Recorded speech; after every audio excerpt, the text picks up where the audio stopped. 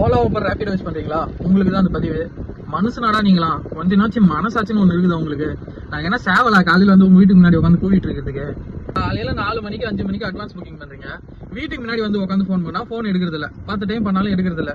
அடுத்து இவங்களெல்லாம் கூட பரவாயில்ல, ஒரு ரெஸ்ட்ல சேர்த்துறான். இவங்களுக்கும் மேல ஒரு டீம் இருக்குது. அந்த டீம் என்ன பண்ணுனா, ஒரே டைம் வந்து பாத்தீங்கன்னா இருக்கிற எல்லா புக்கிங் ஆப்லயும் புக்கிங் போட்டுருவாங்க. அதுல எந்த வண்டி வருதோ ஃபர்ஸ்ட் ஏறி போயிடுவாங்க. மித்த வண்டிலாம் வந்து பாத்தீங்கன்னா ஒரே டைம்ல ஒரு 4 வண்டி வந்து நின்றுட்டு இருக்கும். டிரைவருக்குள்ள மாத்தி மாத்தி பேசிட்டு இருக்க வேண்டியதான். உடனே கமெண்ட் செக்ஷன்ல வந்து கழுவி ஊத்துவீங்க தானே, அவங்களுக்கு என்ன அர்ஜென்ட் அர்ஜென்ட்டா புக் பண்றாங்கல்ல, வேற கேப் ஏறி போறாங்கல்ல, வர மத்த கேப் கேன்சல் பண்ணி விடணும்ல, அதையும் கேன்சல் பண்ணி விடுறதுல ஃபோன் பண்ணி கேட்டா ஒரு ரீசன் சொல்லுவாங்க பாருங்க. அப்பதான் 1-2 கடுப்பாகும், போய் வாயிலே குத்தலான்னு வரும். ஃபோன் பண்ணி கேட்டா நான் கேபே புக் பண்ணலன்னு சொல்றாங்க. எவ்வளவு காண்டாகும்? புக் பண்ணாம எப்படி மொபைல தானே போய் புக் பண்ணிக்குதா?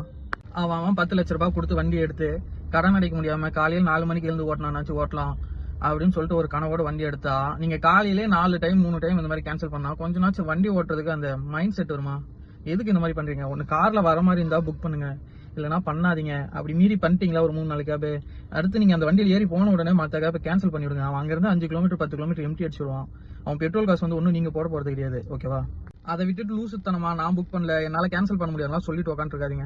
இதுலயே ஒன்னு சொல்லிக்கிறேன், நாங்க கேன்சல் பண்ணா மறுபடியும் அது வந்து பாத்தீங்கன்னா வேற டிரைவருக்கு தான் போகும். மறுபடியும் இன்னொரு டிரைவர் அந்த இடத்துக்கு வருவான். கிட்டத்தட்ட வந்து பாத்தீங்கன்னா நீங்க ஒரு புக்கிங் தான் போடுறீங்க, ஆனா அந்த இடத்துக்கு 10 டிரைவர் வந்துட்டு போவான். டிரைவர் கேன்சல் பண்ணா, நீங்க கேன்சல் பண்ணா மட்டும்தான் அது கேன்சல் ஆகும்.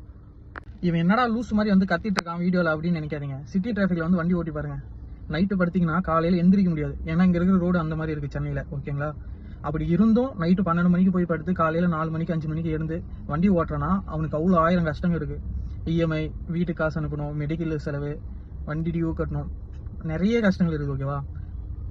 அந்த மாதிரி பண்ணாதீங்க தயவு செய்து. நான் டிரைவரனா இந்த வீடியோ பார்த்தீங்கன்னா கொஞ்சம் தப்பா நினைச்சுக்காதீங்க. அவன் சொல்லிட்டேன், நான் கொஞ்சம் வயிற்றுச்சல சொல்லிட்டேன், சிரிக்கிறதுக்குலாம் கிடையாது. டிரைவர் அண்ணா பார்த்தீங்கன்னா தப்பா நினைச்சுக்காதீங்க. வீடியோ பார்க்குறவங்களும் தப்பா நினைச்சுக்காதீங்க. என்ன ரூடா பேசியிருந்தா